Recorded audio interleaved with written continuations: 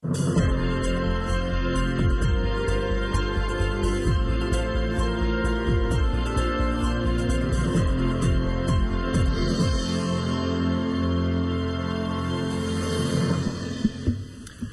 evening. Welcome to the August 4th, 2010 meeting of the Murfreesboro Planning Commission. We have a quorum present, so I'll call the meeting to order.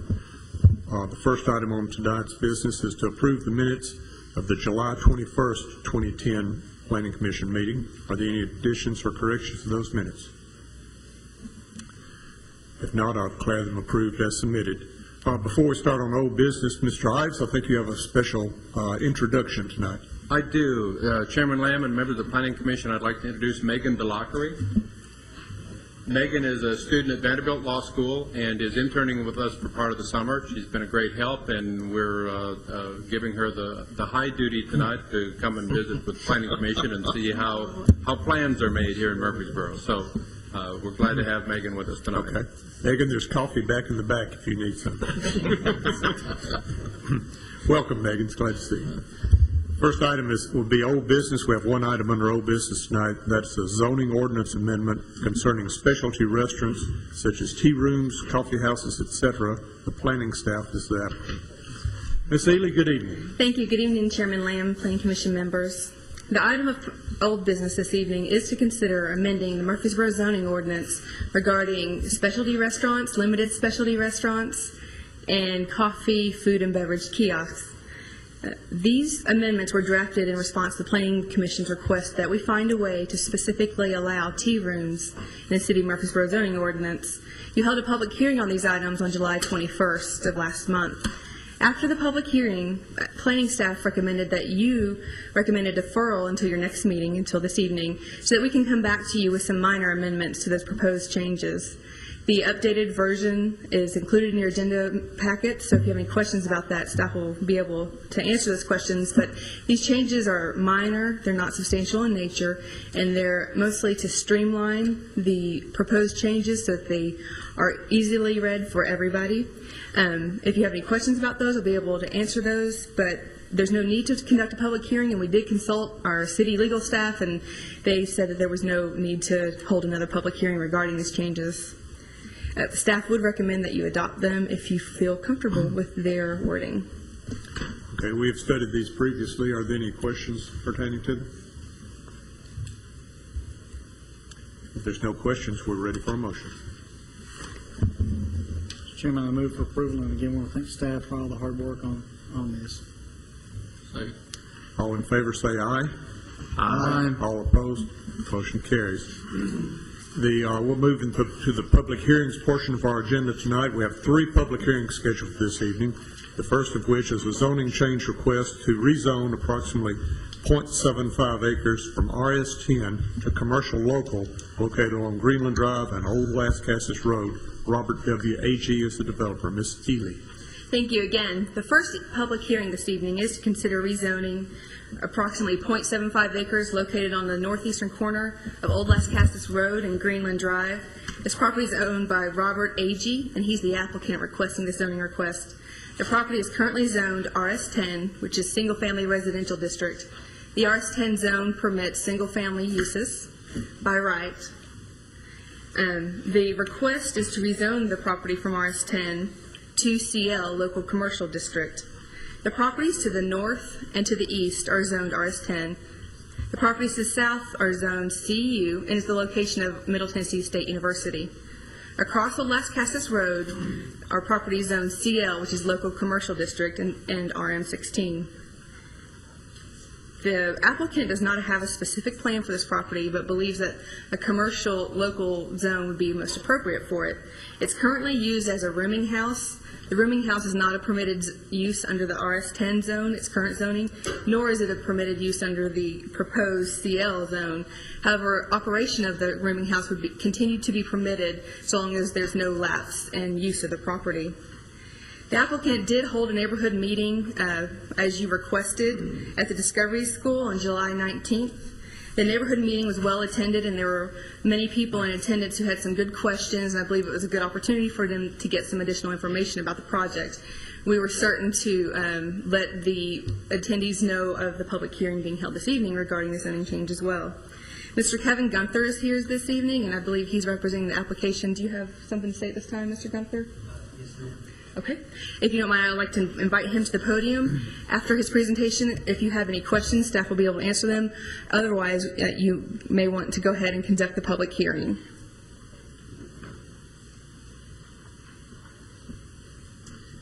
Thank you.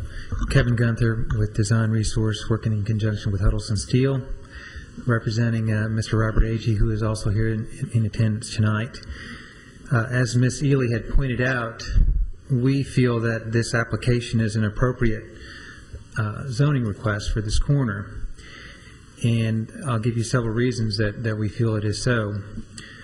There have been some infrastructure contributions that the city has made to this intersection at Old Las Casas and Greenland Drive. Those include road improvements, those include storm drainage improvements, and therefore at this time, we would like the city's investment in that to be part of the capital return to the community in the city that we see by allowing for commercial zoning. We also believe that with the city taking a stronger stance on site design criteria and some of the more recent changes to the site design, there's also an investment in the process, if you will, the design process, that we would feel encourages the allowance for a commercial zone like this when it comes to you in a site plan stage to have a stronger element of design requirements. And we feel that even though we don't know the exact use that's intended for this corner at this time, the developer is a commercial developer. He understands retail, he understands commercial, and that would be most likely what he would propose. And we believe that commercial zone would have to, well, of course it would have to apply to your site design standards. We also think that the size of the lot would be an encouragement to you for allowing for a commercial use. It is right at the corner. And of course, as had been mentioned, right across the street is also the similar zone. And we sit between MTSU and some multifamily development that has occurred in this area. So this is what I would say is typically a transition zone. We have transitions going on, and we believe this is the time to encourage investment into the community by allowing for that commercial use. With the growth of MTSU, with the residential that sits to the north of us and to the northwest of us, typically a commercial zone is the type of zone that allows for the transitions in those uses. So we would hope that you would see this as something that fits with that type of arrangement. And then also, I think the last thing I'll mention is in relation to the neighborhood meeting. We did hold the neighborhood meeting and got some good feedback. And I think that one of the things that I took away from that meeting was this area is right now, it's been single-family residential for some time, but there's a realization amongst the neighbors and the community that it's not going to stay that way. This is eventually going to change. And part of, I think, what I believe we experienced at the neighborhood meeting was a frustration with the lack of infusion of capital into the area. And I would like to suggest that with Mr. Agee coming to the table, saying he wants to improve this corner, he wants to invest and infuse capital into this corner with commercial use, that could be a catalyst that says, yes, there's a change going on, and the investment has come to the table, and I think that would be a positive thing for the neighborhood. What I experienced from the neighborhood meeting was a certain sense of a stalemate, if you will, that just left the way it was. There's a certain frustration with the fact that there's not a whole lot of care and investment going into the neighborhood. So I would propose to you that Mr. Agee is proposing to do just that, to step up to the plate, to bring possible commercial uses into the neighborhood in a way that would actually infuse capital back into the area.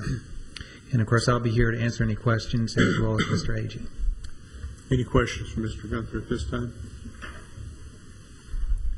Kevin, what about, does he have plans to raise, if the zoning is passed by the Planning Commission and City Council, does he have plans to raise the existing structure on there, or what are the chances of him converting that to some type of commercial use?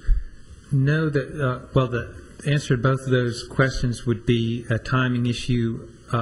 He does not intend to raise the building without having a future use on the table. So it would remain as it is until we knew for sure what the site plan is. The plan isn't to go out and just bulldoze the building and take that down. But there's also not a plan to convert the existing building into something different. That is not at all being proposed. What is being proposed is this would be a new facility with a new building, and we would have to meet all the new site design criteria and make new improvements to the corner. Is that answering your question? Yes, it is, but I think probably what the planning commission would probably, at least I would like to know, is some type of assurance that if this zoning is recommended to the city council, that there would be no plans to use the existing structure for commercial purposes. I could understand keeping it as it is until he had something to go in there, but as far as converting that old house into some type of structure, I think we would look unfavorably upon that. Mr. Agee, is that, did you want to speak to that? Come on up, Mr. Agee. Thank you.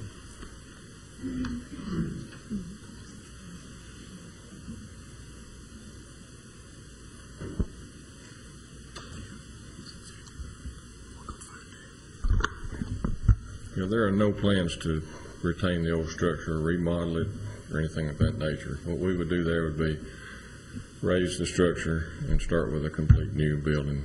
We'd want to do something that'd be nice. The building at this point, it's a nice old house. Everybody loves it. It looks good from the outside, but it is just about reached its day. And there's throwing money away. A couple of us up here have reached our day too. If there's any other questions, I mean, we really look Mr. Agee, so then if you had a user that came in and was interested in a commercial type use that would fit in commercial local like you're asking for, that would stay in the house as it is, you're saying that you wouldn't be doing that? Because then you'd have to add parking and all kinds of stuff and just leave the building as it is. You're saying you would not. I just can't imagine anybody wanting to do that. Okay. Not on that piece of property. I know I would not do it, and I won't do it. And I just can't imagine anybody wanting to. I mean, the structure's, it's a nice old house, but it's just not. It's lived its life. Okay, I think Mr. Gilley has a question. And this may be, Mr. Hayes, for you. The problem, I think, though, is that while that may not be what his intentions are, if we rezone it to this, and there's no assurance, there's no way we can force him to not utilize the house renovated if he can do it within codes and in compliance with our rules and regulations. Is there, once it's zoned commercial local, if he can retrofit that building to make it work for some purpose, we can't say, no, you said when you asked to rezone this, you wouldn't use the building, and that way you'd raise it and start over. We can't make him do that, can we? Well, I'm going to answer for Mr. Ives. You are correct, Mr. Gilley. The zoning is the zoning, and the structure goes with the land. If the structure can be upgraded and the site can be upgraded to meet the codes that apply to commercial and the parking requirements and the landscaping, he can do it. There's no prohibition. And in some cases, it may actually be a good reuse for the property. But there's nothing that we can do under the current state of our zone ordinance that would prohibit him from reusing that structure as long as he met codes and other applicable zoning requirements. And while as we sit here tonight and talk about it, we can't think of any user that would want to do that. But if there was a used textbook store or a video rental place of some sort that thought they could make it work and come up with a parking for it with a minimal effort and expense of utilizing the house and trying to capture upon its appearance from the outside for the purpose, that could be done, could it not? Yes, it could be. I don't think we're trying to suggest that Mr. Agee would do that. That's right. Certainly Mr. Agee could sell that property and subsequent buyer could do exactly what we're talking about, what we don't want done.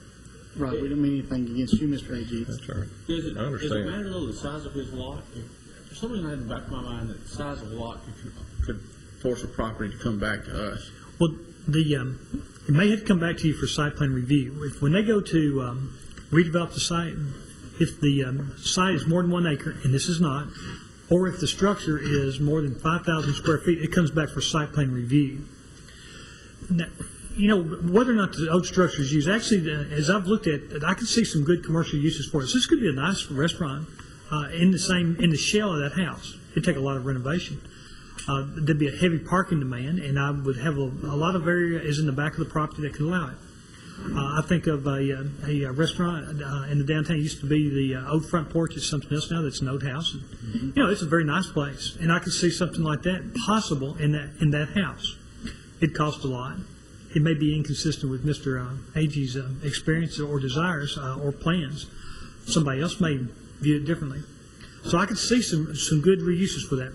That property has enough land, and it has the ability to be retrofitted, unlike some other houses. And a good example, the house next door, which is a ranch-style brick house that's about 5 foot from the side lot line, you can't get to the backyard to get to use it for parking without compromising some of the city's development regulations, like fire department access, like the minimum width for a driveway. So it's a little bit different property. I'm more fearful of that kind of situation than I am of this particular house being retrofitted. Well, if I could just clarify that, I mean, I would not object at all to the existing structure being used for some sort of commercial business if the investment you're talking about making in the community and in the area and was done for it to be used and not just allowed to be used in its existing state. And again, that's something we don't really have any control over. So, I mean, I love the old house. It would take a lot of work to make it into something that would be usable, but I would be most concerned about it being used in its existing condition for some commercial purpose. Let me address that a little bit further. And of course, our chief building official is with us tonight, or he was earlier, and he may have something he could tell you about this. But what we're looking at is the possibility of a change of an occupancy. And when you change the occupancy of a building, you have to upgrade it to meet current codes for that occupancy. You can't just take an old rooming house and make it into a restaurant without making sure that you meet codes. Restrooms, emergency access, the stairways. Video rental. Video rental is a retail use, which is a different occupancy than a residential use. So there would have to be some upgrading. So it's not just that they could use it exactly like this. Also, they'd have to build a commercial parking lot. That existing parking lot isn't going to cut it. My staff would object very strenuously to a permit being issued, and nor would the building department issue it without our sign-off, that they meet the requirements for the number of parking spaces, the proper design of the parking spaces, the required landscaping. That's our things that are going to have to be given. This site has some capability to meet those physical requirements, unlike some different properties that may be in a different circumstance. This property's got more lot area. It's got 3/4 of an acre as opposed to, we saw, what was it, a little bit, about a 1/4 of an acre on a rezoning a while back, and there was a split vote on the Plan Commission because, and remember how that was such a difficult one, even though they were going to remove the structure, it was still really bad. By the time you get to that half-acre site, when it's less than a half acre, it is tight to design, regardless of what the zone is. Mr. Gilly, did you have something else? Yeah, thank you, Chairman. Just a couple of comments. I think the only real assurance we have is if this were to be brought in as a planned commercial development as opposed to just a blanket zoning. Examples I think of, when I lived in Knoxville going to law school, there were 2 old houses on opposite ends of town that sort of fit the same outward appearance, if you will, of this. One was off of Cedar Bluff, and it had been renovated into a restaurant, sort of like the front porch was. The other was back behind the strip, and it stayed completely packed, but it met the absolute minimum criteria on the inside for what Knoxville zoning and codes would have been, and really that type of facility would not fit, I don't think, with the neighborhood that we're looking here, and I think the neighbors are going to look for some more assurance than that. Well, I think our codes give us a good part of that assurance because I suspect strongly that the house that became a college hangout could not be converted to that use if they tried to convert it today. So 20 years ago or so, quite possible that this place, as is, could have been turned into a place of assembly, a bar of most any kind. Under today's codes, it'll take a substantial investment to make that into any kind of bar or restaurant, and the likelihood is that that's not economically sensible. We can't say for sure. The economics are probably going to dictate leveling it and starting over. Renovation of something like that to bring it to codes often just gets cost prohibitive. But you're right, though, we can't assure that someone else won't try to do that, or that circumstances may change and current owner may decide at a later time that, okay, here's something that does make sense of renovating this house. Or here's someone who's offering to pay him a premium for it and is willing to try to sink that kind of money into it to make it into something we might not want to see. Yep, that is a possibility. Mr. Agee, would you like to add anything else? No, I don't think so. I think the commercial local suits the area the best. That gives us the opportunity to look at different avenues, different designs, different things that we might do other than C-store and gasoline. My plans would be to raise the building, just like I said, and rebuild something that would be good. And I think most anybody that would pay the kind of money that this lot would bring would look at it the same way. But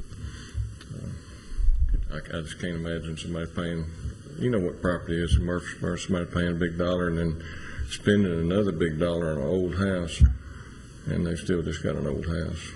So, thank you very much. Mr. Agee. Any other questions from members of the Planning Commission? If not, before I open the public hearing, I'll briefly go over our rules that we conduct our public hearings by. We'll open the public hearing, ask anybody to come forward that'd like to speak for or against the proposal. Please come to the podium, give your name and address. Hold your comments or questions to no more than 3 minutes. If you do have questions, we'll make note of your questions and ask the staff to address those questions at the conclusion of the public hearing. All that being said, I'll open the public hearing, ask anybody to come forward that'd like to speak.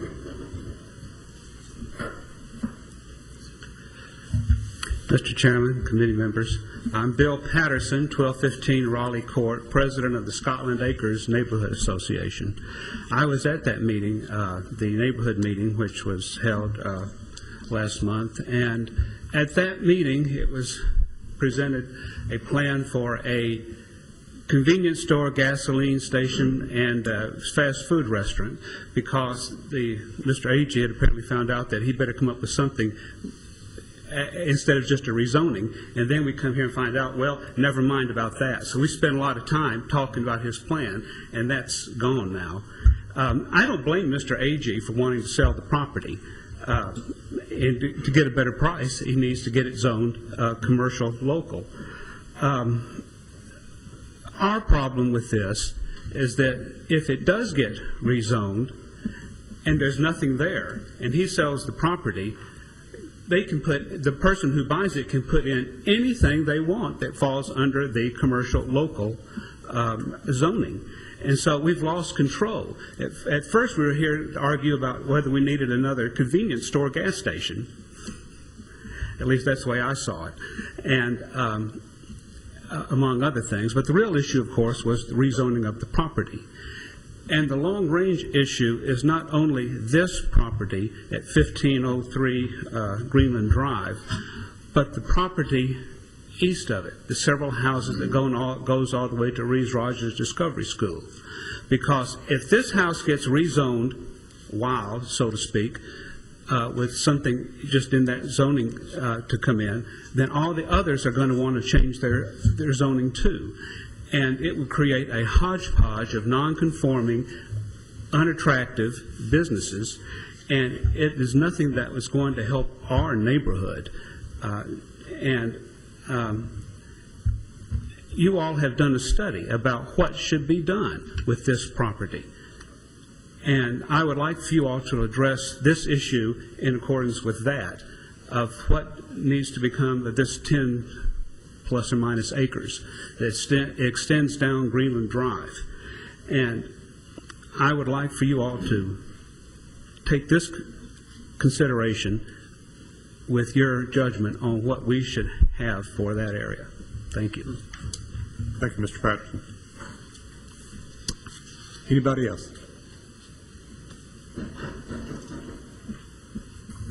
Thank you, Mr. Chairman and members of the Planning Commission. My name is Jeff Phillips. I live at 1906 Greenland Drive and have for about 25 years. That neighborhood and me go back a long way. I appreciate the opportunity to say just a few words. I'm sensing that from some of your questions that you have some of the exact same concerns that we in the community have about that piece of property. Your study indicates a line of demarcation, and that property is that line of demarcation. From that piece of property on down Greenland Drive is residential. And if this goes commercial, then we feel like the rest of them will go commercial. Some of the things that, and maybe that's not all bad, but some of the concerns that your study brought to our attention indicated that if it's CL, then those existing homes could be used and could become something that would really be more unattractive than anything anyone in the neighborhood would want. It could become a multi-housing development in that one particular house lot. I don't think anybody would want that. I'm not real sure that I can add a lot more to what Mr. Patterson said, other than that piece of property, and the history goes back a long, long way, somewhere over 20 years, and the battles have been numerous. We know that those residential homes are not in the best state of repair, and maybe they don't look as good as they did 20 years ago. And maybe something needs to be done with them. But I would trust that some type of commercial plan development would be much more attractive than a CL development. What that would mean to me, and I'm not sure that it meets the city's requirements, but what that would really mean to me is that the city would have control on what goes in there. And if they do go commercial, I would almost insist that those houses be raised and that new structures be put in there. Something that is well planned and well thought out and would be attractive not only to the MTSU but to the community as well. Thank you, Mr. Phillips.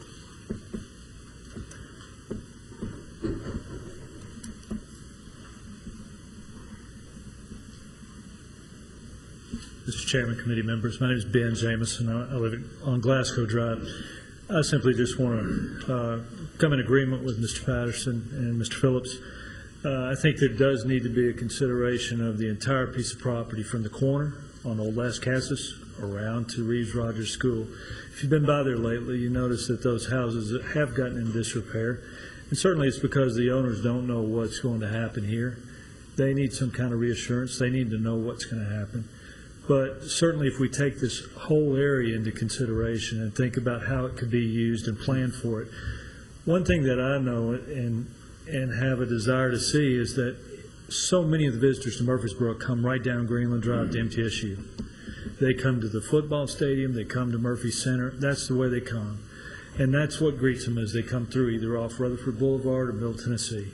And it's really important that this area look nice to the community and represent not only who we are in Murfreesboro, but represent what the university stands for as well. So, and then in addition to that, we want that as residents that live close by. So Greenland Drive, Middle Tennessee Boulevard, Rutherford Boulevard, very important to the community to maintain and have a good appearance however we do that. So once again, I think as we consider Mr. Agee's property, we need to consider what's down that way, because the owners of those properties don't live in those homes anymore, and they're hesitant to invest money in them because they don't know where it's going. So thank you. Thank you, Dr. James. Anybody else?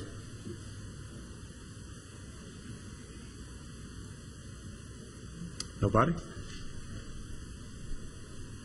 Seeing nobody come forward, I'll close the public hearing. Mr. A.G., did you have something else you wanted to say? As the applicant, I will extend you that courtesy. I thought I saw you trying to get up over there. Chairs are a little small.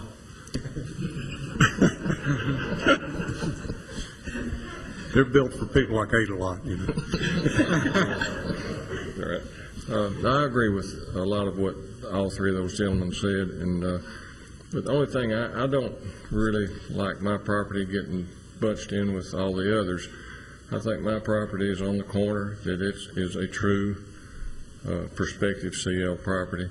The other thing I'd like to say is, as far as the other houses being in disrepair and having a new look and something to look nice for the university, is that we could maybe be the catalyst to get that started. So that's all I wanted to mention. Thank you, Mr. Agee. Questions from members of the Planning Commission? Mr. Young. Mr. Aylott, did refresh my memory. It seems to me we've got, in some ways, a dilemma here.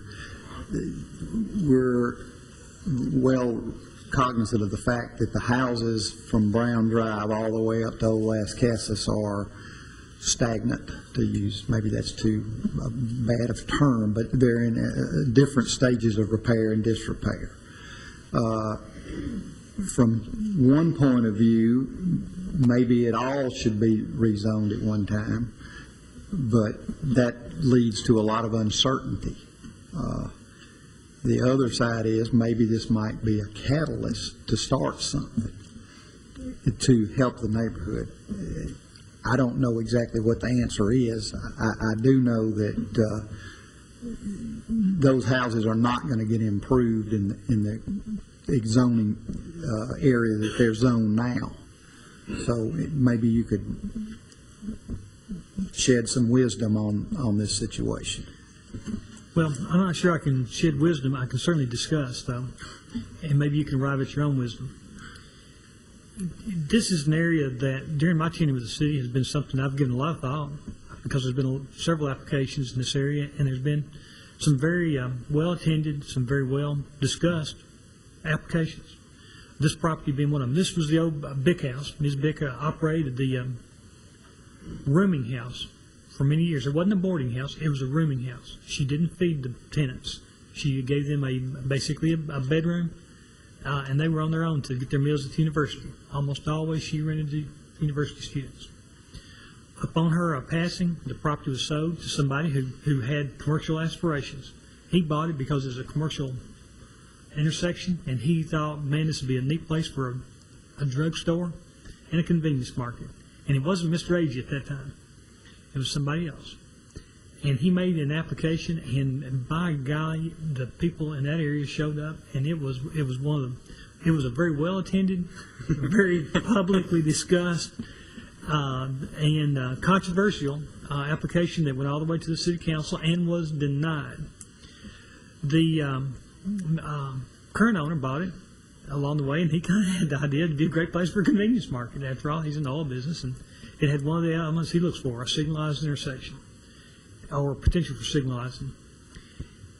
Well, the house has continued to decline. Outside, it doesn't look as bad as I suspect the inside, because one thing's for sure, college kids can whoop a property. They'll put it on. And it takes a lot of very strong management to keep them from tearing it up worse.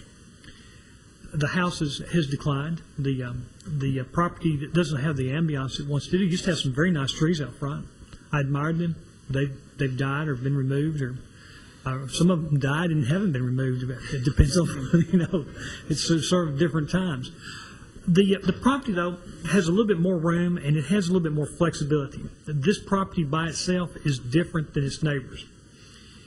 The back of this property is, in most properties, lots of times the back of an existing house where you want to put parking, and it has that capability. The next 3, 4, 5 parcels, to retrofit them to commercial is going to be a pretty tough undertaking. For the most part, they're ranch houses. They're still in pretty good shape. They're not near as old as this house was. This house was a whole lot older. It was built much longer ago, maybe back in the 30s or 40s. And those others were built maybe in the 50s, 60s. And I say that, I'm not exactly sure, but that's about the vintage I think they are. My concern has been and is currently, once this property is rezoned it will be a justification for the next parcel, the next parcel, the next parcel, and the next parcel. And how will those be developed? How will they be put back into use? Will someone try to shoehorn a commercial use into a lot that doesn't fit? Just looking at the map, you can see they're much smaller. And what you don't see on this map is something I've spent some time looking at, and that's the separation of the structure to the property lines, the ability to get compliant minimum landscaping, the ability to get compliant and actually a properly designed, I won't even say compliant, but a properly designed parking lot. We have a very heavily trafficked road here. And when you've got a small lot, you're going to see potential for people to back into the street. You're going to see the potential for driveways to be closer. And a very active commercial use could have an impact upon the traffic in that area. Combine that with the school just down the street, the Discovery School, and that increases the traffic. I believe that the justification, that with each rezoning application that comes before you, it would be more and more easy for you to approve it, and it would go all the way down to the Discovery School, and it would be hard to rationalize a way to stop it, even if you wanted to, other than to just simply say no. The parcels down there, as you get closer to the Discovery School, are larger. They may have, and they're actually, the houses are smaller, it seems like, and they may have more ability to be redeveloped. Now, I want to address for a moment the ability to get a plan. One of the difficult things about effecting a change in land use when you already have developed property is how do you get property owners to join together to redevelop their properties? Well, the best way is for a developer to come in and just buy everybody out and come forward with a plan. Well, right now, at this juncture in time, our community is not experiencing much of that type of development. I believe if someone like the developers of the property on the corner of Middle Tennessee Boulevard and East Main Street were to come and they brought in a vision of a building like that, that this neighborhood would get on board behind it and say, hey, this is what we've been waiting for. This is what we want. This is good. We like this. I believe you'd see Mr. Patterson come forward and say, when will it be open? And I'll be ready to go. You see Mr. James say, I like the architecture. And you see Mr. Phillips say, I've lived here a long time and this is the best thing that's come yet. But the problem is we don't have anybody that's coming forward nor able to come forward at this time. That's the planned development approach. The property on the corner of East Main Street and Middle Tennessee Boulevard is a planned development. And they did assemble parcels. They bought several of those parcels. And they would have bought more if the property owners would have done business with them. This is a property that I've had a big dilemma on. What to do, how to give you suggestions on how to proceed. Mr. Agee is caught in the middle of it. He wants to sell his property or maybe redevelop it himself. I suspect that he would probably prefer to sell it and move on to other things in his life that he needs and wants to do. But I also suspect that it's a resource that he's got that if nobody's going to come forward and buy it, he'll invest in something and do it if he had the zone. He has enough land to do something viable on his own. Right now, something I've got one of my staff members working on is what I call a small lot development study. The study is not complete. It's still got some work to do on it. But one of the things that I can already tell you is it establishes the ability to comply with minimum requirements and good design requirements that we have in our zone ordinance in lot size.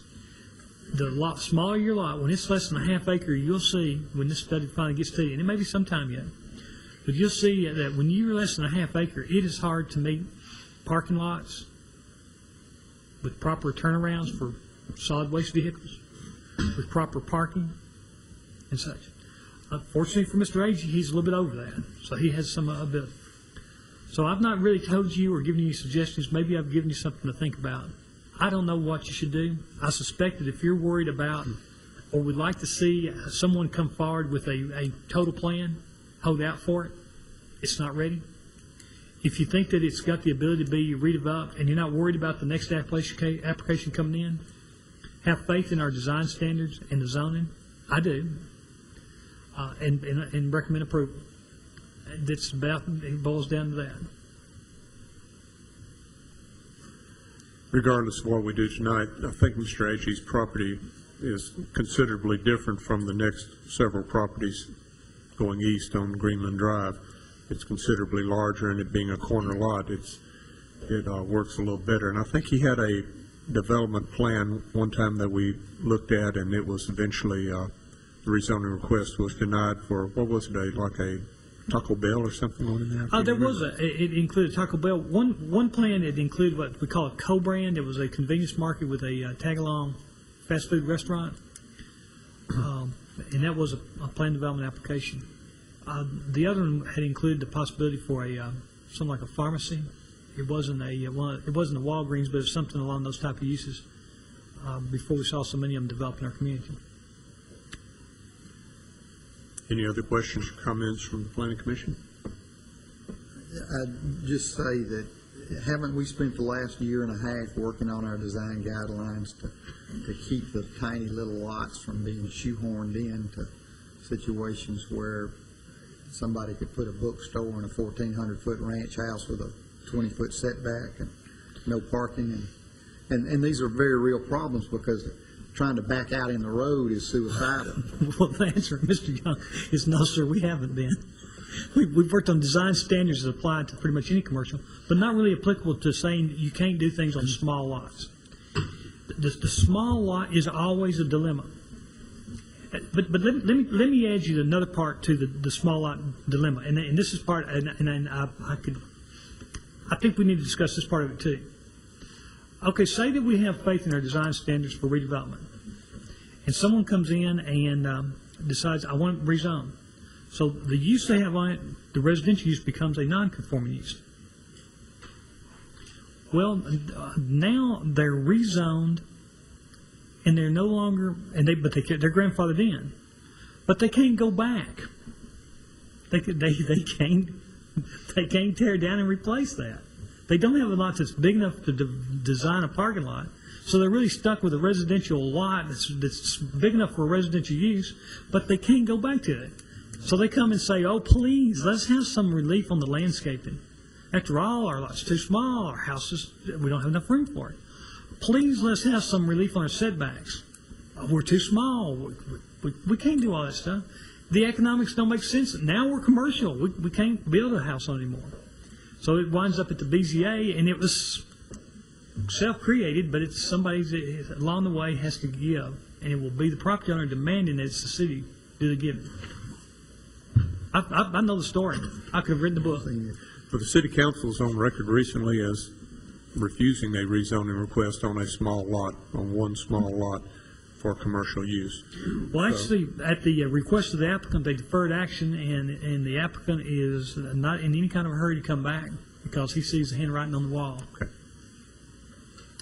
Mr. Gill. Thank you, Chairman. I just want to say, I understand that this is a corner lot and the size of it. Those two factors do make a difference for this piece of property, this parcel, as opposed to those on down the street from it.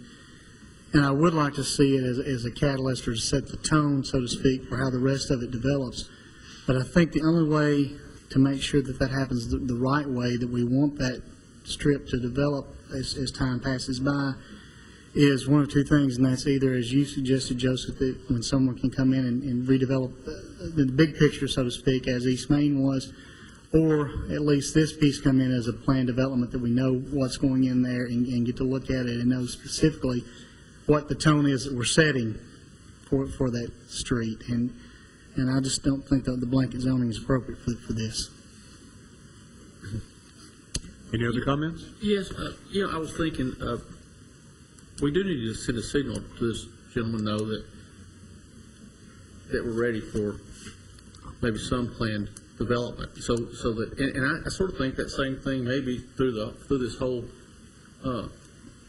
line of houses down through here. As Mr. Jameson said, nobody's in a hurry to update the houses because they're uncertain. So we need to send a signal that we're amenable to that type of development. So that's certainly the way I feel. So I want Mr. Agee to know that. But I agree with Mr. Gilley. I don't think we're ready just to bulk zone it to a commercial local district. And I'm open to seeing a well laid out plan to know what we're getting project for this corner without worrying about the other properties down the street right now, as long as we know what we're getting, and it's something we all can live with. And I think that's the message we're trying to send. Chairman Lamb, the comment that I would make is I agree with Mr. Gilley. I hate not to do anything, honestly, because if we do nothing, then I have a feeling we're going to have further deterioration of the properties that we're seeing as they stand today. So doing nothing, I don't really see as necessarily an opportunity. I would just hope that we could have some more assurance of the beginning of what this could be created to be. That's my hesitation as part of the blanket zoning. But I think it has such potential to have that whole strip down through there eventually be that one, like Mr. McGowan's project over on East Main. But I would hate to see us do something with the one lot just to try to get it started when we have the potential to have something really nice in the long run, and that's a perfect place. And so visible, I hate to see us do it. It's just the one lot. Okay, everybody's weighed in at this time. Well, Mr. Lamb, I have another question.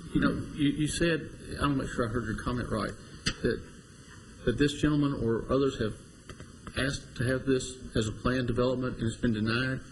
This particular parcel that's the applicant tonight, yes, sir, in the past. But I don't think so. Is it planned development? yeah, It's been 12, 15 years back. Okay. I didn't know how recently that was. It was well before your time. Okay. It goes well. Mr. Akey wants to ask a question. Mr. A.G., do you have a question, sir? Come on up to the microphone so your question will be on.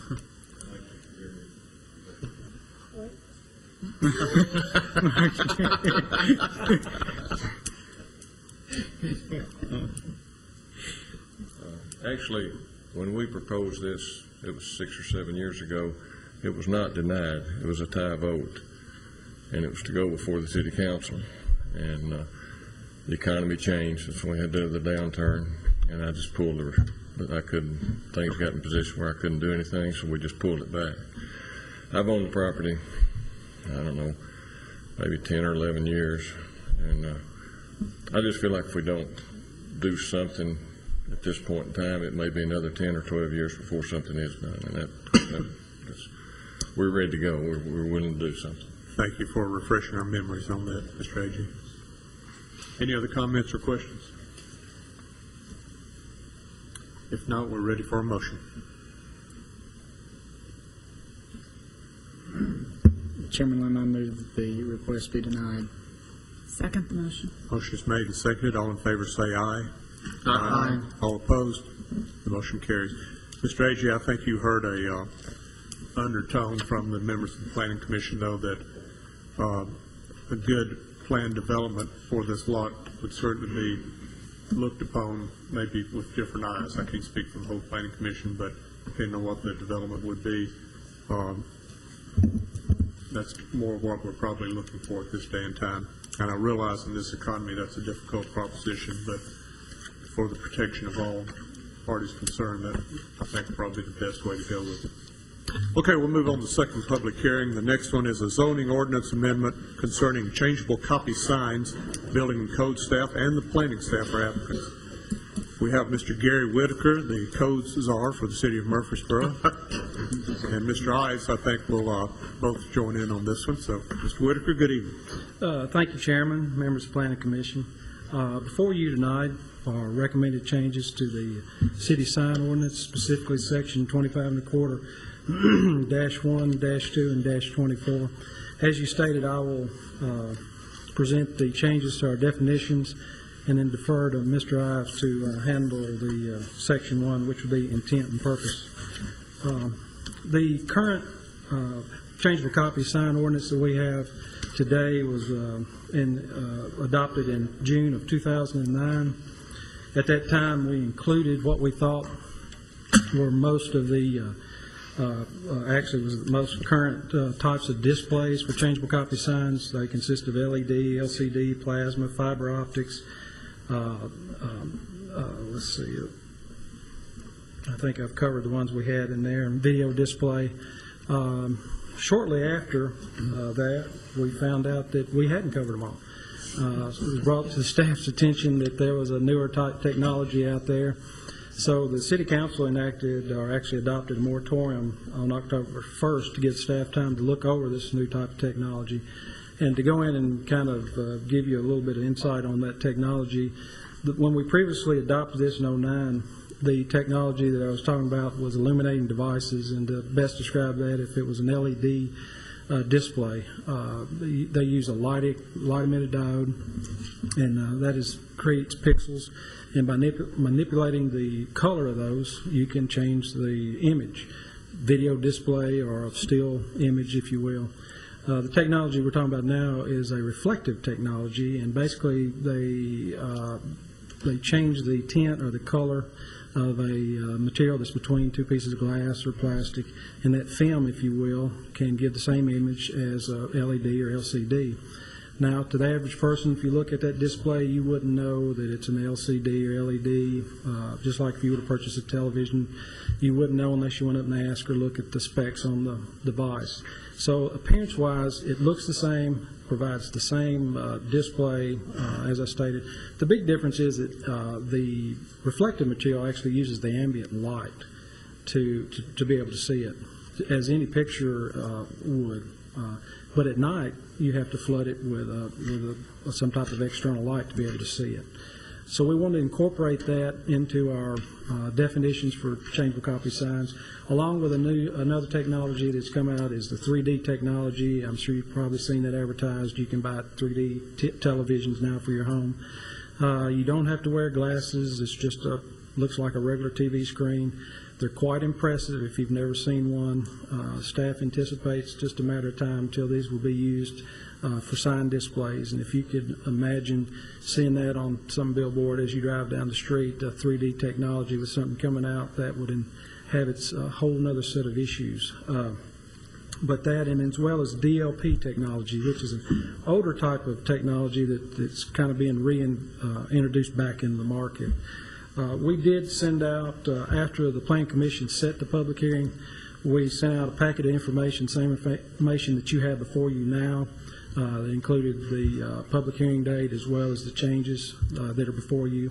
We sent that out. We went through our database, and anybody that pulled a permit in the last year with us, along with other sign companies, we sent that out to notify them of tonight's meeting and public hearing.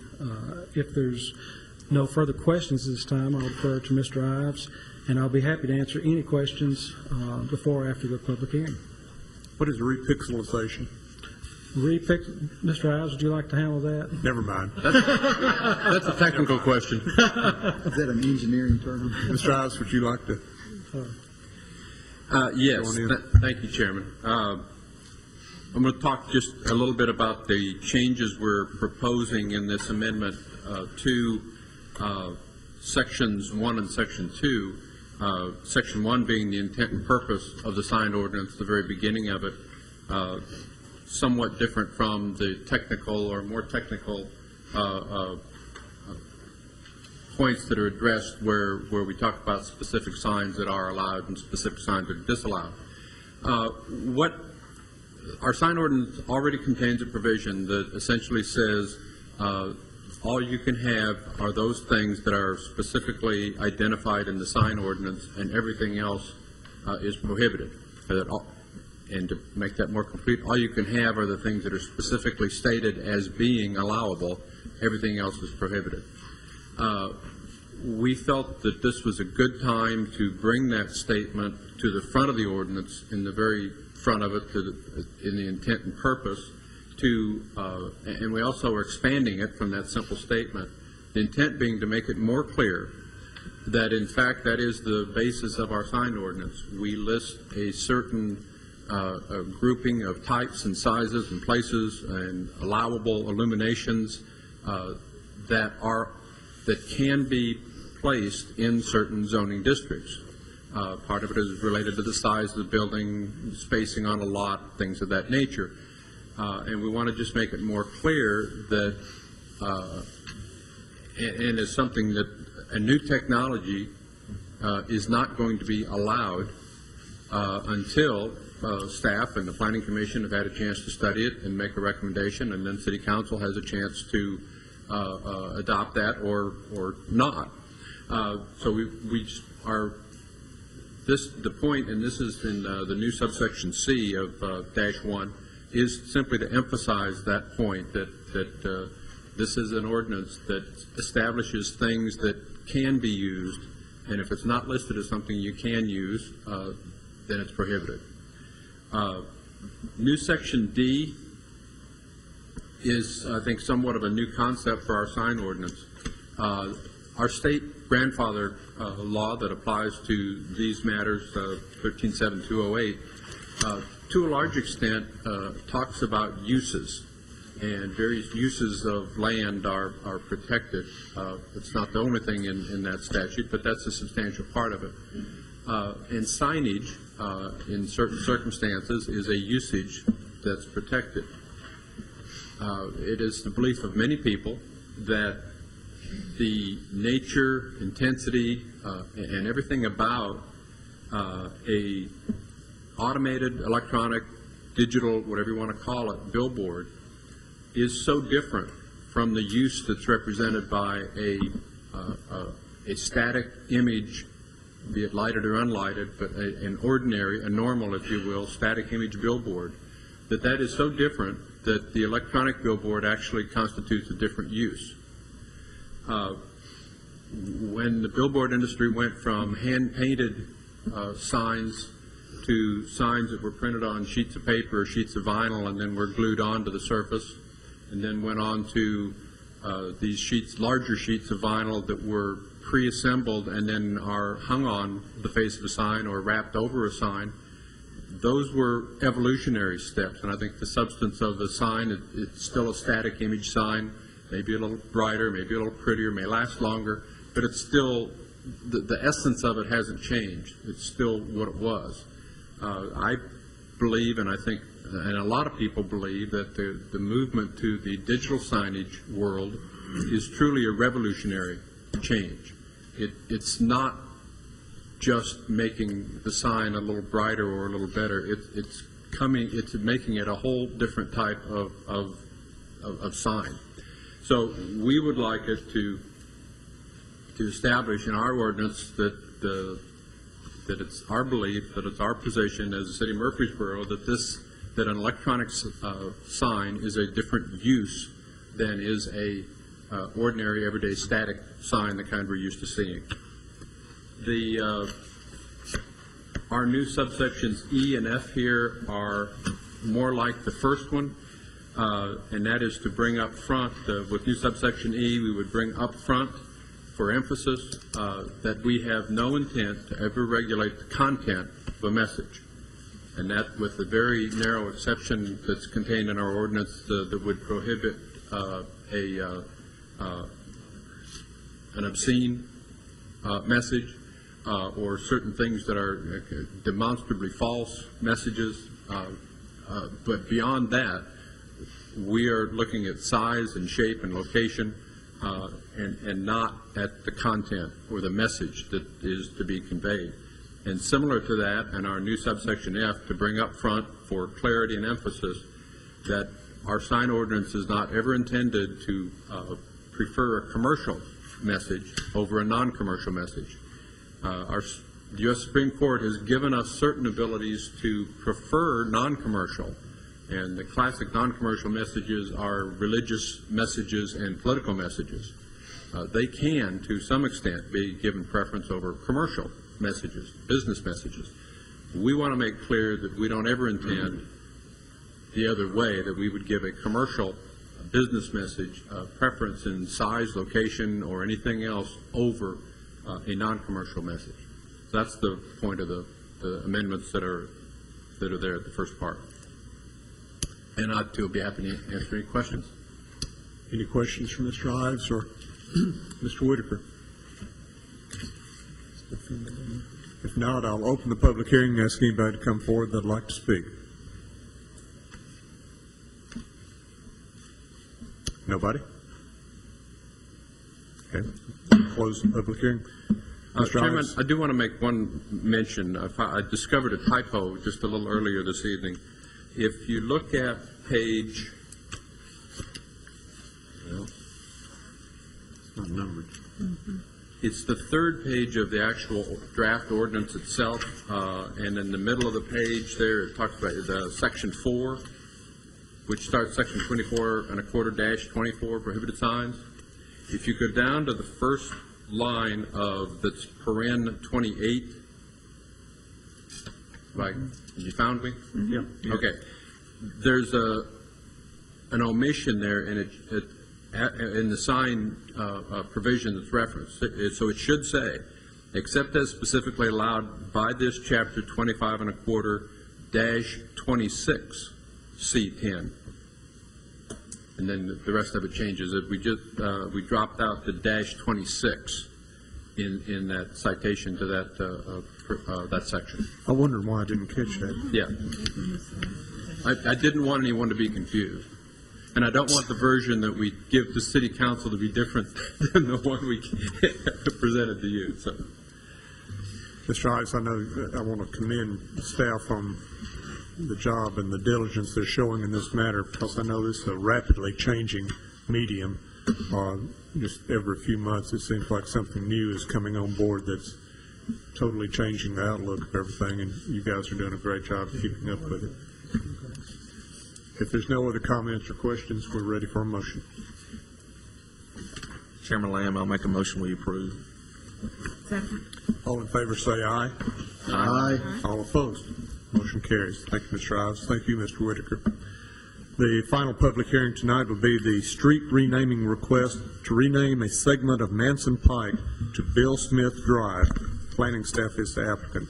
Mr. Blomley, guest appearance tonight. It's good to see you. Yes, sir. Thank you, Chairman Lamb, and good evening to you and members of the Planning Commission.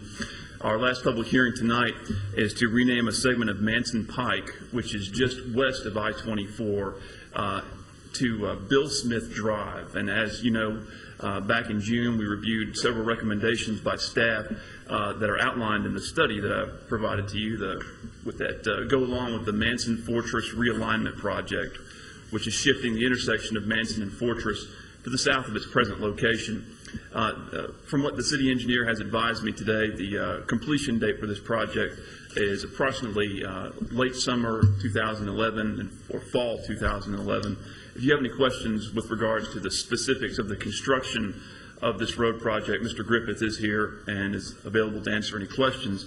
However, tonight what we are considering is just the renaming of what's called the Manson Pike Remnant. All other actions that have been outlined in the study were approved at the June 16th Planning Commission meeting. And we've identified 3 addresses that will be affected by this street renaming. So because there are addresses along this segment of roadway, it does require a public hearing before the Planning Commission. And those 3 addresses include Mr. Smith's residence, as a matter of fact, and the Mid-South Bus Facility, as well as an MED substation. So 3 addresses would be changed as a result of any street name change. And as we mentioned to you at the June 16th meeting, both the city and the county staffs came to a consensus with regards to the new street name being Bill Smith Drive. And now in talking to Mr. Bart Smith, Bill's son, who's here tonight, as well as his wife Clarissa, that property, or the Smiths have been in that area for 7 generations, since the late 1700s. And so city and county staff thought it appropriate to honor the family with the street name. And Mr. Bill Smith is not here with us tonight. As I mentioned, his son Bart is, but I've been informed that he's at home watching on TV tonight. But at any rate, we need to conduct a public hearing on this street renaming from Manson Pike to Bill Smith Drive. And this is not for the entirety of Manson Pike, just for the remnant that's going to be left over and disconnected from the rest of Manson Pike, just west of I-24. I'll be happy to answer any questions, and as I mentioned before, Mr. Griffith is here if you have any questions about the road construction project. Any questions? Thank you, Mr. Plumley. I'll open the public hearing, ask anybody to come forward that'd like to speak. Mr. Chairman, members of the Planning Commission, my name is Lloyd Smith. On behalf of the Smith family, we'd like to thank you for even offering us this, and you don't know how much we appreciate it, the things the city has done for us. And the only thing my father did ask me, where are you going to put my driveway this time? So I hope we get this worked out. It'll be Bill Smith's driveway. Thank y'all again. Thank you, Mr. Smith. Anybody else? If not, we'll close the public hearing. Move for approval. Second. All in favor, say aye. Aye. All opposed. Motion carries narrowly. Okay. Moving right on to plats and plans, we have two items under plats and plans, the first of which is Autumnwood Commercial Preliminary Plat for one lot and right-of-way on 1.86 acres on Commercial Highway located along Old Fort Parkway, Autumnwood GP Developer. Ms. Logan, good evening. Good evening, Chairman Lamb and members of the Planning Commission. Thank you. This item before you tonight is the preliminary plat for Autumnwood Commercial is what they're being called, and it is a small cul-de-sac that will be used to serve a property that has been rezoned to CH off of Highway 96, the southern side of Highway 96. Old Fort Parkway, and the rear of the rest of the property, as you know, connects in off of St. Patrick Court and has a planned development that was approved for multifamily housing. I think it was approved about a year ago. The preliminary plat that's before you tonight for this cul-de-sac has changed a little bit from what was in your original packets. The plan is now shown to construct the entire road. When the original plan came in, they had shown it to be constructed in two phases, but it's really not a very large roadway, and what they were going to have to do in terms of providing a turnaround for fire department really wasn't going to benefit that much than to just go ahead and pave the cul-de-sac at the end and go ahead and complete the road work and provide the commercial ramps to the other properties that would be serviced along that road, as well as the concern that staff had was about making the grades work. It's when you pave part of a road and then you just drop off, it can be quite dangerous and detrimental to the vehicles. So we just didn't like the way that the grades were working out. We just feel that it was better just to go ahead and construct the roadway completely now because it was a pretty short length of roadway to begin with. A couple comments that staff has before you tonight that we would like to make is that we feel like we're ready to go forward with this preliminary plat and then the subsequent final plat that will be before you. However, our city environmental engineer who looks at our drainage for these plans is out of town this week on vacation and has not had a chance to review the revision that is before you tonight. And we do have a couple of questions about Mr. Adelante and I when we're looking at it in terms of where the drainage is going to go. We want to make sure that it's not going to the adjoining property, which is Middle Tennessee Electric. And we want to look at it a little bit further with Mr. Huddleston when he gets back. So we'd like any of the approvals tonight subject to the city engineer and the city environmental engineer having final approval of the drainage plan. And if we have any concerns, we would bring it back before you at a later date. Also, they are showing a portion of the sidewalk that is not in the right-of-way that's actually listed as in an easement. Under our new subdivision regulations, in order to get everything in, they really need a right-of-way of about 52 feet. They've shown a 50-foot right-of-way because that's what was shown on their plan development. But as we all know, the plan developments are conceptual. They're not full civil site plan and design review, and we don't ask for that at plan development. But we would ask that we look at putting at least the rest of that sidewalk in right-of-way, and we'll work on that with the engineer as well. But we would like to at least include the sidewalk in the right-of-way and change that by a couple of feet. Finally, I wanted to make a comment that if we work it out with the applicant and the city engineer is agreeable to leaving the sidewalk on the private property of Lot 1 and not moving it into the right-of-way, that it wouldn't preclude the ability in the future to still have the 5-foot landscape strip when that property develops as commercial. There's a 5-foot perimeter landscape yard that is required there, and we don't want a sidewalk to be included in part of our landscape strip and then lose what we would have had as 5 foot of green space. So we just wanted to get that in the record tonight so that regardless of how the issue is resolved, is that we don't lose the 5-foot landscape perimeter planting yard there at the time that this property is developed commercially. Other than that, that's all the comments that we have to offer tonight, and I'll be glad to answer any questions that you may have. Any questions for Ms. Logan? If not, we're ready for a motion.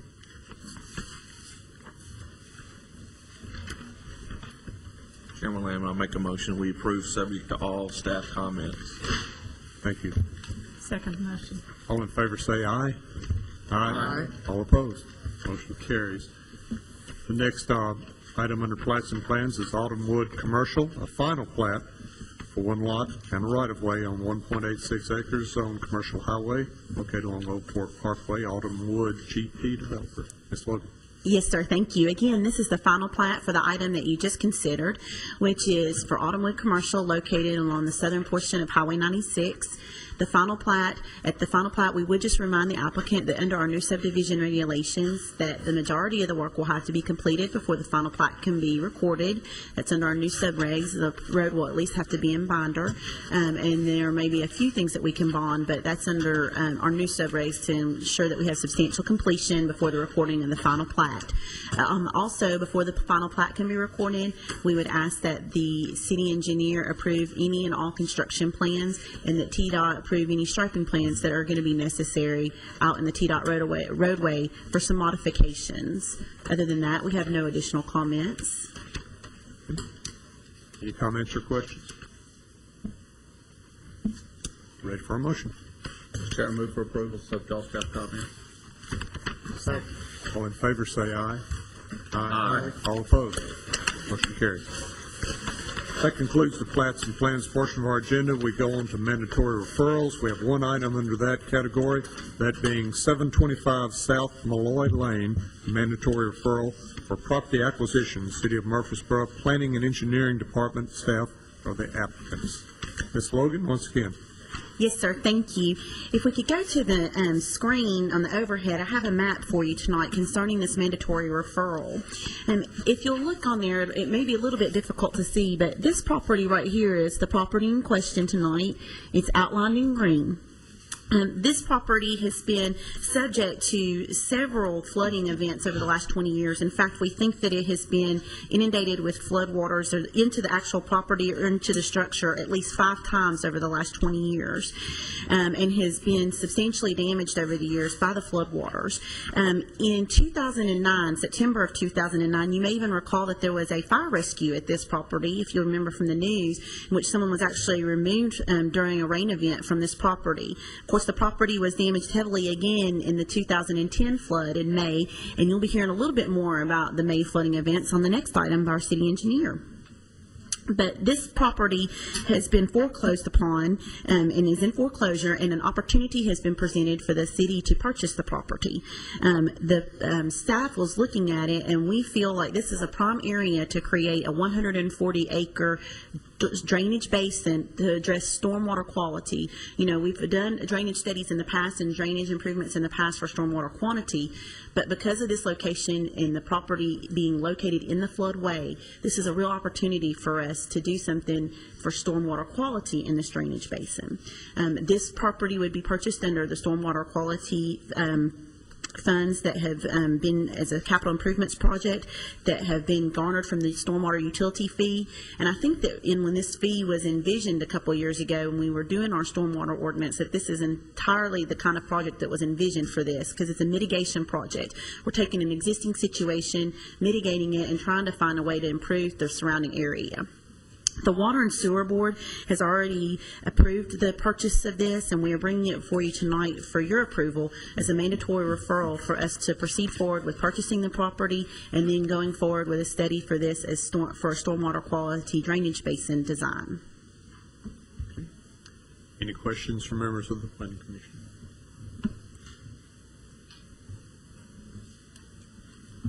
We're ready for a motion.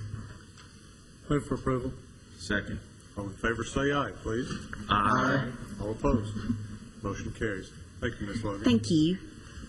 Move on to staff reports. We have the next thing is to hear a report from our city engineer regarding the May 1st, 2010 and May 2nd, 2010 flood event. Mr. Griffin? May I introduce him real quickly? Yes, sir. In light of the big rain event and knowing that there's a lot of concern from the public, and we've been hearing a little bit at our public hearings, we heard a little bit at our last meeting in July the 21st, I thought it would be a good idea for a city engineer to report to you about that flood event. It was certainly of a magnitude that was extraordinary in our community. And I wanted to put it in perspective. We hear people who witnessed it, and they have impressions, but sometimes they don't correspond to what our engineering department has been able to technically evaluate, which they spend a lot of time responding to. So I've asked Mr. Griffith to make a report to you. I think you're going to find it very informative and also very helpful. Thank you, Chris. Thank you, Mr. Adelot. Thank you, Mr. Adelot. Chairman Lamb and members of the Planning Commission, got about 30 minutes worth of presentation for you tonight. Ms. Logan has told me I've got 5 minutes to get it in, so I'll try to talk fast. I wanted to, as Mr. Adelot has said, I wanted to give you a report on the May 2010 flooding. To begin with, just to go over a little bit over our typical subdivision design. Most of our subdivisions are designed, at least in the last 10 to 15 years, with a 10-year storm in mind, which and that includes basically our closed systems, which are our pipes and our ditches. And they're really designed to flow full. And just to go back a little bit, a 10-year design is basically a 10% chance, 1 in 10 chance that storm would happen in any given year. And as I mentioned, ditches designed to flow full. Major cross drains for roadways are designed for a 50-year design, and we also evaluate those for a 100-year. Cross drains, not surprisingly, work better if they're somewhat submerged under a little bit of pressure flow, so that should be expected. A lot of the complaints that we have, especially with ditches, some of the deeper ditches, is that, and I've heard it at Planning Commission meetings, is that I had 3 to 4 feet of water in my ditch in the recent rainfall event. Well, it's designed basically to carry 3 to 4 feet of water, and certainly the May 2010 storm stressed most, if not all, of our system. If I could go to the overhead, I've got just a little bar chart here, and I appreciate Ms. Say Chase, who's with us here tonight. She put a lot of this information together for me. The 2010 storm was really very long in duration. It's nearly a 1,000-year event. NOAA, our NOAA station at the water treatment plant near Memorial, north of town, showed it being 11.78 inches over a 48-hour period. If you see here, this basically here is a 10-year event, and you can't really read the numbers here, but that's 6 inches over a 48-hour period. This would be a 10-year event, which is what most of our subdivisions are designed for. This is a 50-year event, which gets up closer to about 8 inches of rain over that time. If you get all the way back over here, this is a 1,000-year storm. The nice orange or whatever hot pink color that shows up on the screen there, it was the actual event that we had the 1st of May. So you can see that it's very, very close to a 1,000-year event over a 48-hour period, or roughly twice as much as what our local systems are designed for. During the days after the storm, the Planning and Engineering Department was advertised as the department contact for flooding calls. With the flooding calls, we had 131 calls regarding change slides in here. 131 documented calls regarding flooding concerns. Of those calls, and we break these down into to 5 different categories. We've got number 1 will be the public health, safety, and welfare, which would be streets are flooded, possibly swiftwater rescue, which our swiftwater rescue teams were deployed from the fire department in this event. Second is the first floor invasion, which is basically a living area. The third is property damage. It's mostly, from what we've seen with this event, would be the HVAC unit or a garage, basement, possibly an outbuilding.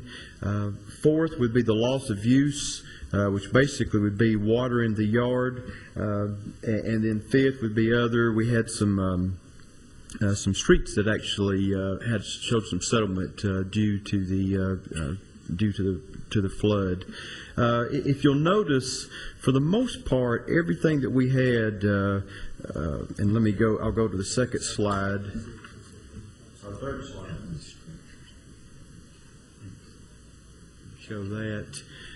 Most everything that we had, the 50% there was some sort of property damage, possibly some water in the air ducts, or possibly the HVAC unit had some water on it. Not necessarily completely destroyed the unit, but maybe it had to be removed and be dried out, or it was down for some time and had to have a service call for it. Another large percentage of it, 37%, was basically just, and I think we've heard some testimony to that today. Basically, the yard was flooded. Some may have been standing water for some time, especially in some of our Cinco areas. We found this to be, or closed depression, the one that was very similar to the one that was mentioned at Wilkinson Pike. These areas drain very slowly. They're typically slow draining systems anyways, and just with the duration, they got filled up, stopped receiving water any longer, and then it took some time for them to drain out. It took several days for some of them. I think one that most folks would recognize is out in the Shores Road in the Veterans Parkway area. That area in the county was really one of the hardest hit areas. I will mention that the West Lawn subdivision, which is just adjacent to that, while it didn't have any, or there were not actually any construction going on in that area as far as any residents or anything to measure, but we did take shots on the water levels that were in that area after the storm, and we felt very good about the elevations that we set for the houses out there. And so we feel like that we've got a good engineering design, which you would not see the type of flooding that you did in the Shores Road and some of those other some of the other areas. Overall, as far as the performance of the drainage system, our rivers and major streams reacted well. I think it showed that our 100-year FEMA elevations that we're going by as far as our flood program is right on. Our major bridges and culverts performed well. Most of our newly constructed roads, we didn't have much overtopping in that area. Most of the local systems and subdivisions performed well also. We did have some failures in some of our older systems. If you notice that we did have, on our bar chart, we did have a total of about around 10 houses that received some sort of damage, either maybe in the first floor or a little bit more extensive than just in the garage. With those, most of those occurred. Well, one of those was one in the property that was on the agenda tonight. On the mandatory referral on the Malloy Lane. About 6 to 7 other ones were just down the road on the main street. Those were properties that were old in nature. Going by today's guidelines, we would not allow to be placed there. And so we were happy with that. There were 3 other properties that did get water in the house that we recognized that there was a maintenance need there, and we're in the process of addressing those. As I mentioned, the Cinco systems were impacted heavily. A storm of this duration, should expect that. They drained very slowly. Yards were wet. I know I was still receiving calls Tuesday, Wednesday, Thursday of that week that the water was receding, but it was receding not as quickly as what some of the property owners would like. As I mentioned, we've already begun addressing several of the more severe problems. We have a couple of projects underway. One project's actually already been completed. Those were fairly minor in nature. We're not necessarily water in the house, but just some water around the heating and air unit, and actually water in the basement in one case. We're working with our street department, and also FEMA has been very helpful looking at the possibility of actually buying out some of these houses and trying to eliminate some of the odor problems. In conclusion, Mr. Sam Huddleston, our city environmental engineer, who's not here, has really done a great job with Mr. Adelot and the planning department over the last several years. I feel like in constructing or in making sure that a drainage system is designed and constructed that serves the city of Murfreesboro well. With that, I'll be happy to answer any questions you may have. Chairman Lamb, Mr. Griffith, I have two. Number one is, just out of curiosity, did you compare these numbers that you came up with respects to calls to FEMA claims that were made inside the city limits of Murfreesboro? We did. These were all, to answer your question, yes, we have been working closely with FEMA as far as, and with Codes Department also. Obviously, water in a house, the first thing we want to do is make sure the structure hadn't been damaged. And so, yes, we have worked with FEMA very closely and actually encouraged most of these callers to us. A lot of these private property damage, which the city is typically not able to ask for assistance on, but we've provided the residents with the information where they were able to contact FEMA and request information also. The second question I have, based upon the fact that it was between a 500 and a 1,000 year occurrence, I'm assuming the fact that it did drain well, then we won't see FEMA making some huge map revisions with respects to the city of Murfreesboro, or can you come to that conclusion? I feel you never say that there would be a slight change here or there, but really our streams and our rivers and major streams really perform just great. And I think that if anything, it really enforced really what the FEMA elevations that are in place now, and also some of the drainage patterns that we've. It's always helpful to be able to have an event of this magnitude and really be able to enforce what you've felt from I guess from a theoretical standpoint. I'd like to also add something on that. FEMA's not going to be coming in and doing wholesale changes because for one thing, the flood elevations for the 100-year flood in most of the rivers, the studied streams, we didn't reach those elevations. What we had was a storm, basically somewhere between a 500-year and a 1,000-year storm. But the effect upon the rivers, we didn't even have a 100-year flood.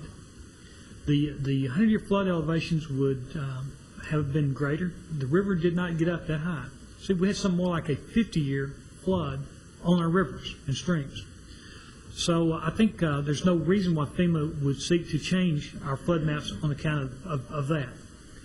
What may happen in the long term is that we have some new data, that we have some additional information that we didn't have before. Something that Mr. Griffith didn't talk about has been his department's response after the event. Of course, during the two-day event, a lot of his staff were out and about on the Saturday and Sunday and looked into some of the problems of what to do then. I know Mr. Huddleston spent a lot of time at some of the places where we were seeing some observable problems and phenomena, and both city and county, so that he could see what was going on and maybe speculate on how to fix it. On the following Monday, Mr. Griffith was here well before 8 o'clock and before the office opened. I know because I was here too. And he was talking about we're going to get a lot of calls. We need to be ready so when our staff gets here, we have them prepared. So he was preparing for our office being inundated by calls and on how to collect data, so that he was giving them a script on what to say and what to ask for so we could help people. Also, in large part, Mr. Griffith was able to convince our city manager and our water and sewer department to invest in a aerial flight of the city while the water was still observable, so we could catch the information on our GIS, so that we could see what had happened and be able to go back and use that for future reference as part of our planning program. And also, in the days afterward, we had members of the water and sewer department and the GPS units out catching what we call trash marks, where the water had gotten up to, where we could observe how high it had gotten, so we could record that for future studies. Something else, we have a North Murfreesboro drainage study that's ongoing, and I mean the timing was perfect. We already had a public hearing scheduled, which was in June, and it was just perfect timing because people came with the event fresh on their mind, and they had flooding, and they wanted to talk about it that they had seen, so they had photographs and that sort of thing.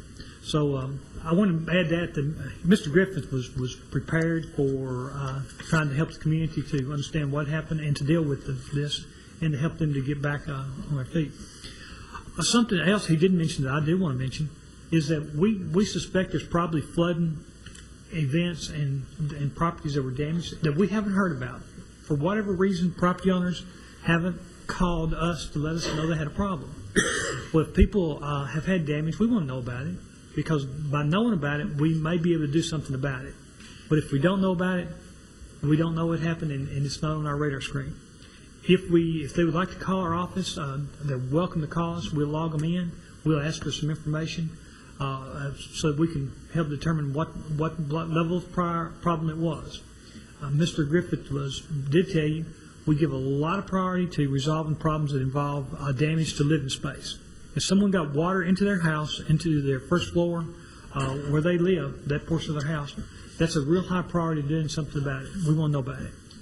On the other hand, if it was into just their yard and it just was nuisance water and kept from being able to use their yard for a couple of days, that's important to us, but we're not going to put as much effort into resolving that, quite frankly, as someone having water in their house or under their house or in their heating and air. But if they have problems, please call us, and I'm going to give them a phone number.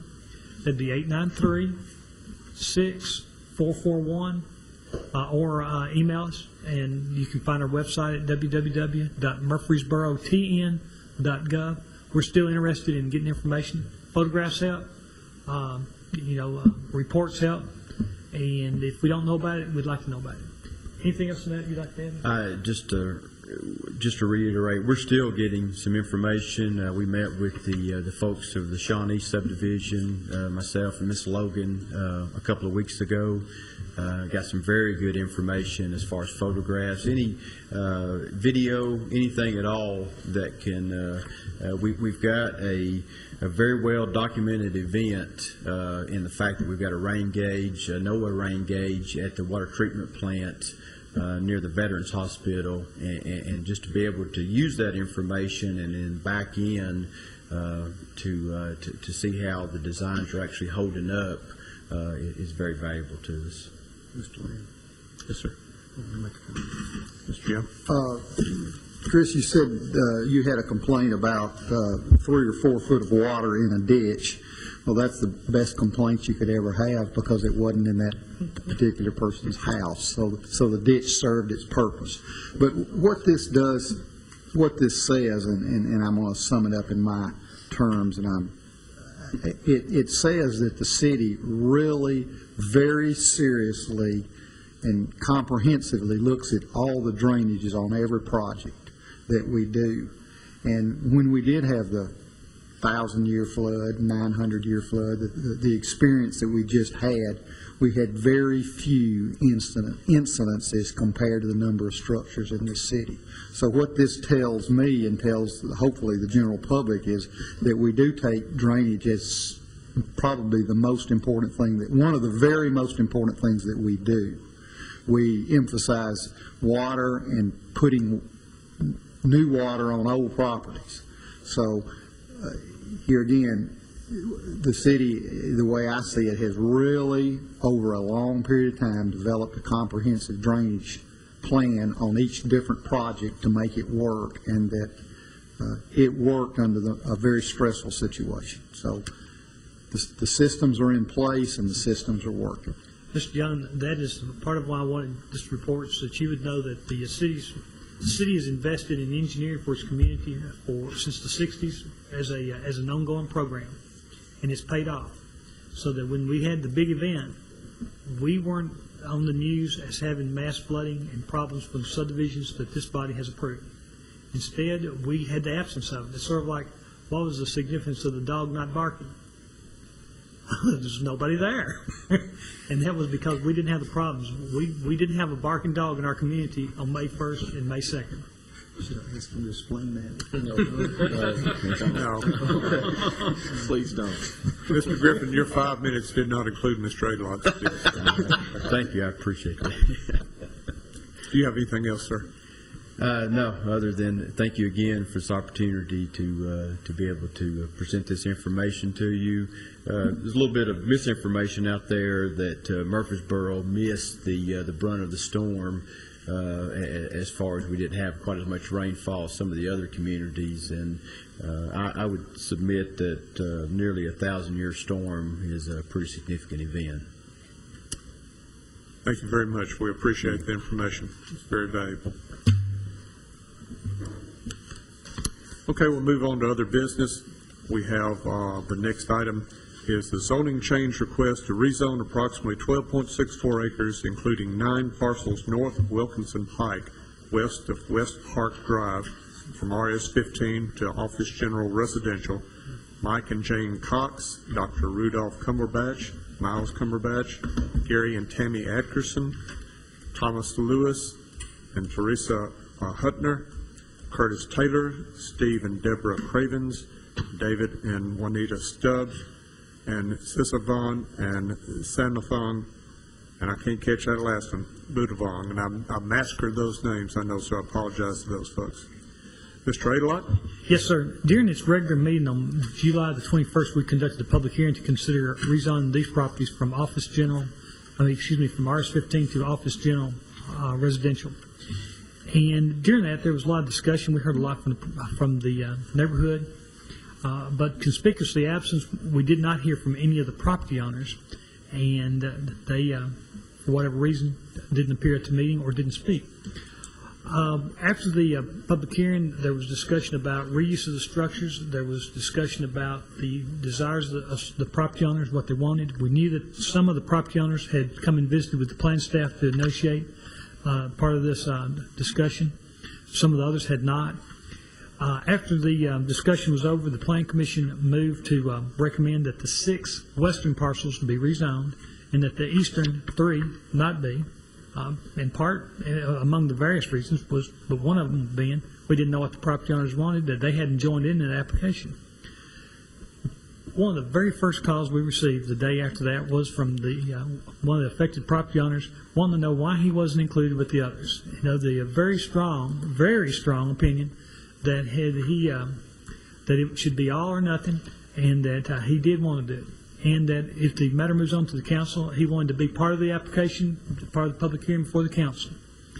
I explained to him the protocols, and then I suggested he could get letters or signatures from his co-property owners beside him that felt the same way, that I'd take that in consideration, but I would report back to the Plan Commission.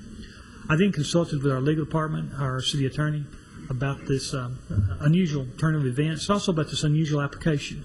For one thing, there was never an application filed and an application fee paid by these people. This is part of the study process, since these properties were come in interim RS-15, and we had the 6 months or so to develop a study that this had come up about in part as we were trying to establish where the Wilkinson Pike buffer should be, and that we ought to figure out the zoning before we deal with the Wilkinson Pike buffer.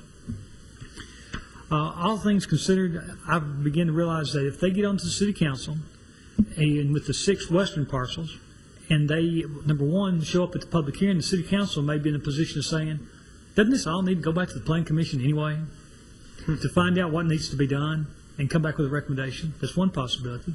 Or they may just make their own application And while the other 6 are either being approved or denied, then they're coming up and behind, causing an extended process.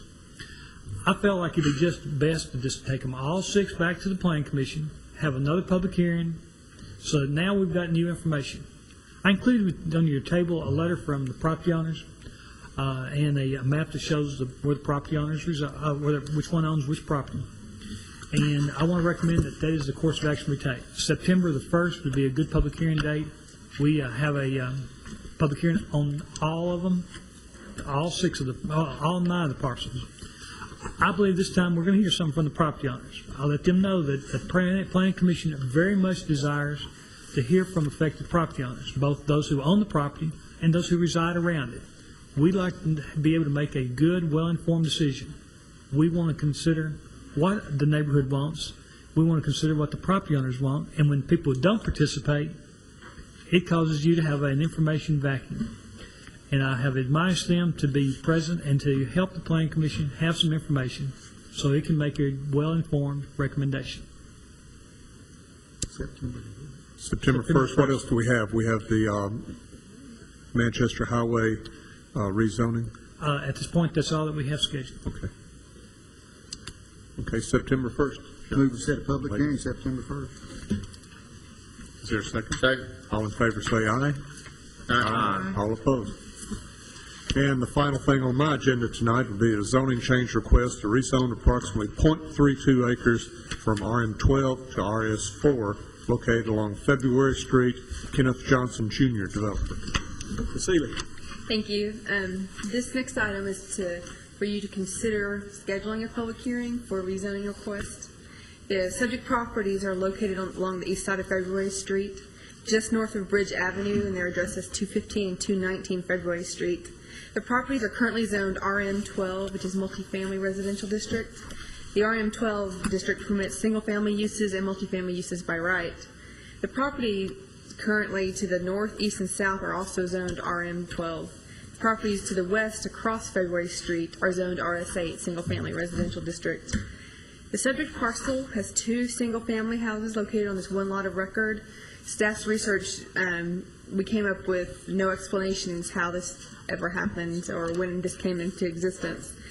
The property owner is desiring to sell the 2 single-family houses on separate lots of record, and as currently zoned RM12, the lot cannot be subdivided into 2 lots. It just won't meet the minimum standards, and I've included an excerpt of the minimum standards in your staff comments.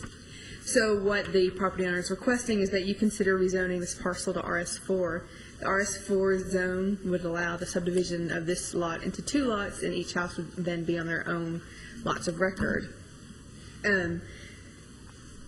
The Planning Commission should schedule a public hearing for this rezoning, and if you have any questions about this, I'll be glad to answer them for you. Any questions? One thing I want to add, to our knowledge, these were legally established, that there was nothing improperly done. This just predates any staff, even myself. I don't know how this came about, how it happened, but I know that it happened probably back in the 60s, and it may have been that the zone at that time permitted this type of construction. It seemed to me if it's RM12, couldn't you build, you don't have to build 12, I guess, or whatever the multi, I guess you could build 2. And only 2, if you wanted to. But it's under the current zoning, they don't meet the current zoning requirements in terms of the way they went about it. It just predates their zone ordinance. The RM12 zone came into existence in the 80s, so it wasn't in existence when this was developed. September 1st? Yes, September 1st. So moved. Second. All in favor say aye. Aye. All opposed. Motion carries. That concludes my agenda. Mr. Adelard, do you have any final comments? Just one thing, if you haven't got your education credits, and most of you have, you might want to touch base with Mr. Lewis about your options. It's getting close to the middle of the year, and I want to make sure everybody's trained. So far, most of you got them, and it looks like we're ahead of schedule from where we were last year. Okay. If there's no further business, we stand adjourned. Meeting